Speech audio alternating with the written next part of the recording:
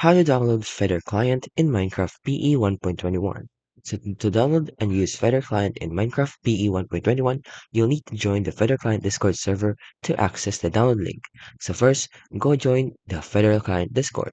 They have an official Feather Client Discord link for the Minecraft PE which is available only on their Discord server.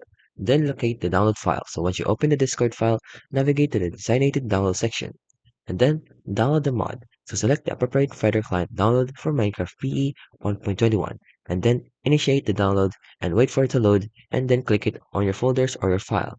Then install the mod. So this may involve using a mod loader or following specific instructions provided by Fighter client or within the Minecraft PE community.